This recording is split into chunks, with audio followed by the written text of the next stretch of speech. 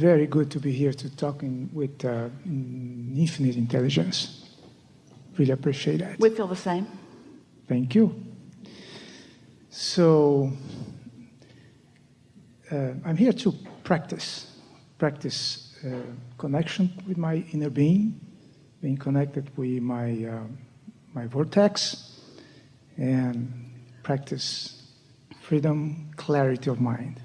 May we offer a different way of stating that and meaning that, because you can't help but be in the state of practice. But just use the word, I'm here to savor my connection. Savor. I'm here to take pleasure from my deliberate calibration to who I really am. Because sure, it's practice, but why? What's the point of practice? So many people practice to get better, but this is the distinction that we're making with you. They practice to get better because they're hoping for a better game later. So they'll practice so that they can play better later. And we say, there is no later, there's only now. So what are you practicing for? There's only now. So what are you practicing? So rather than practicing for a brighter future, let's savor for the deliciousness of now, which is all there is. Okay. Good point. Yeah. Feeling. She got it. So, after being here last year, and after 10 plus years without talking with my children and my wife, it was easy, very easy, to reconnect with my daughter. Wonderful. She was easy to talk. Now I can play with my grandkids. I know my son-in-law. Wonderful. Doesn't have to take 10 years. Yeah, exactly. You have to want to. Yeah. That's what you told me. Yeah. My wife, my ex-wife, the same thing. It was fantastic. Yeah. Why is it? Who changed, them or you? I changed. And that's my question. Who is it? Why is it that my son doesn't want to talk to me? Or is it I that don't want to talk to him?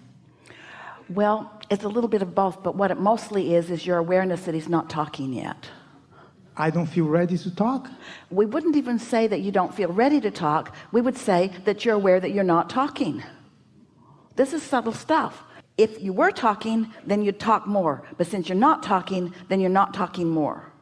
It's the byproduct of offering your vibration in response to what you're doing. And so just by remembering that there was a time when you weren't talking to the others either, and now you are, so let that be the dominant vibration within you. And don't try to make it about what he's doing, and don't be hard on yourself either. Just soften it by saying some things need more time, and all is well here, and things are working out, and is in the process of becoming. And you might even say, if you wanted to be real accurate, he's the one who's the most like me.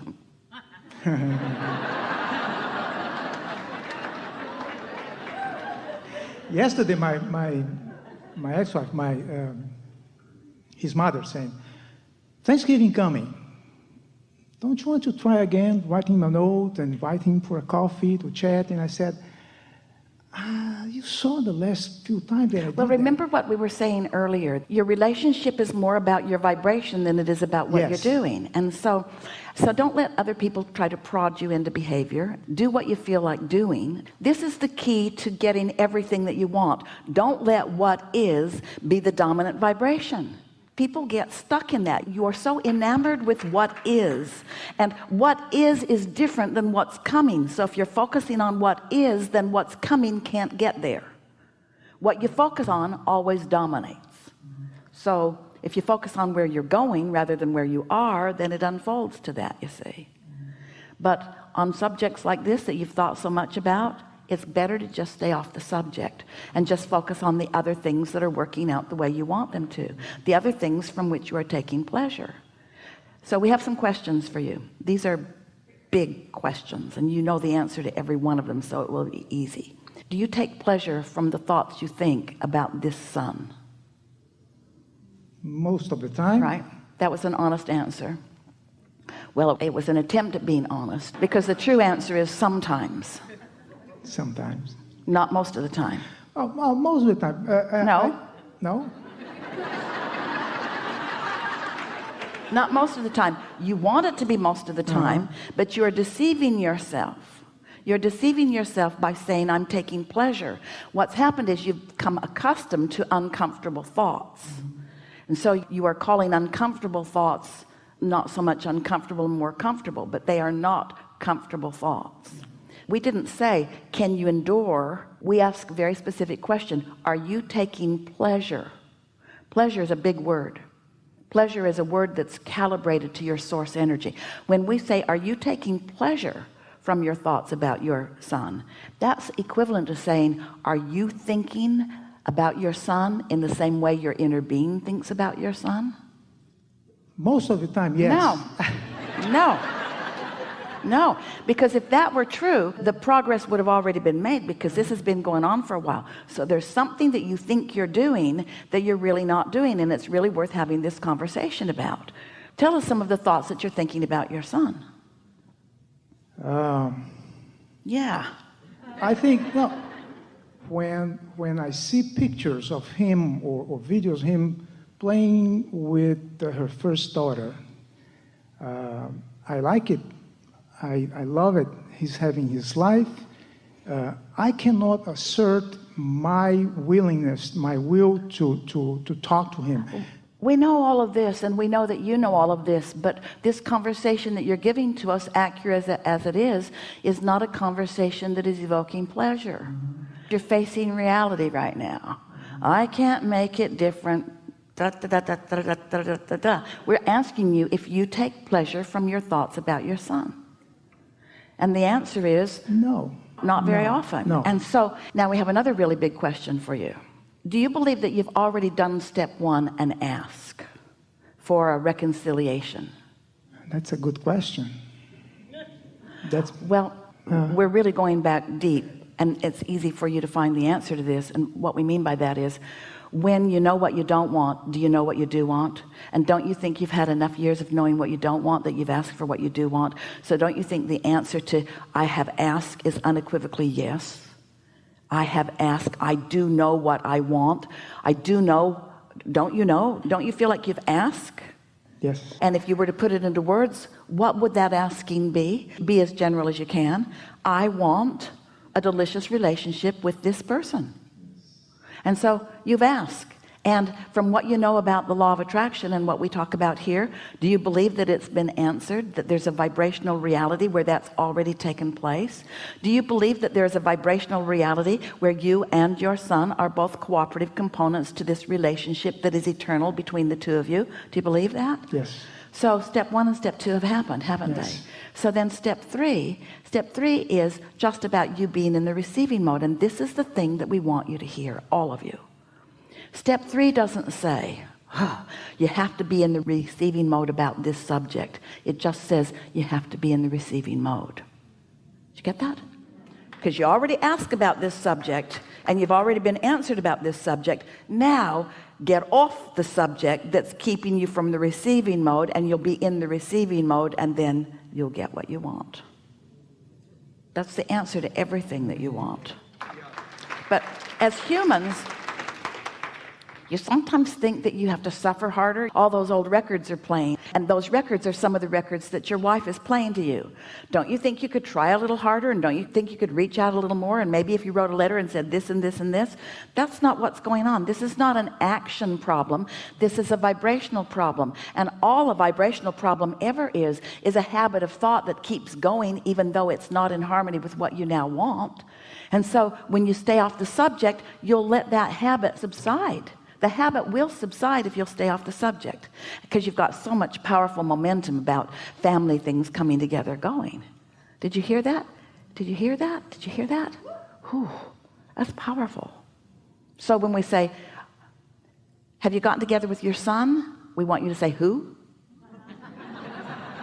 Who? Now the world would say, oh, Abraham, are you really teaching him detachment? Just verbal detachment, just action detachment. You can never detach from the vortex version that you've got going on. And so just stop beating the drum of what isn't happening and savor the wonderful things that are happening, and then wonderful things that could happen that aren't happening will happen.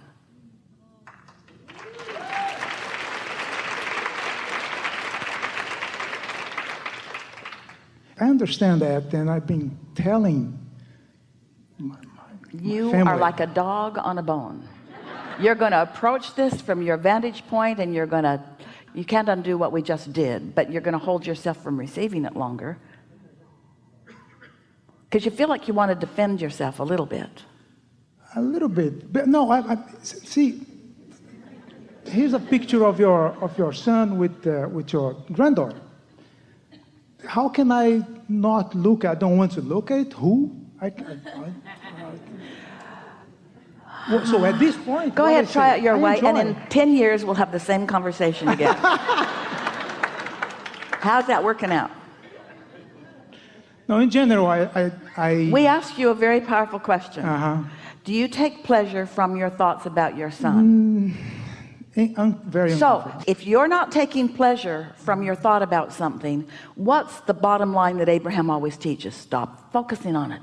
If you can find a way to find pleasure in it, then go for it. But if you find more pleasure by staying off the subject, now in order for this to make sense, and in order for you to not go on the rampage against what we're teaching here, you have to understand this all-important premise.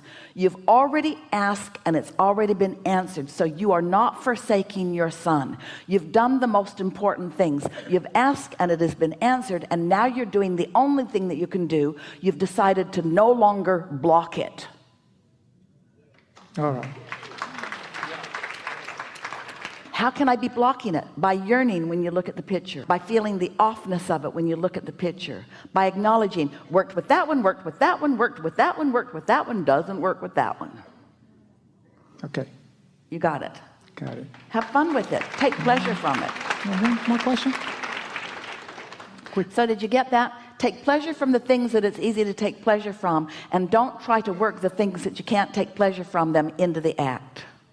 That's the castle button story. If you think it's easy, then you've got no resistance. A desire that you believe is a done deal. A desire that you doubt is way slower. So recently I had a very interesting thing happening to me.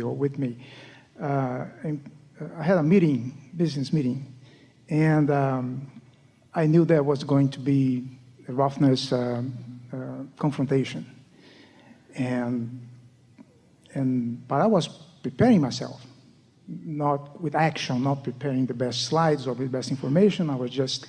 So wait, you've decided that you're going to take pleasure from this segment in life, but you've orchestrated a meeting that you know is going to be unpleasant. And you walked willingly into it? Okay. I'm fine.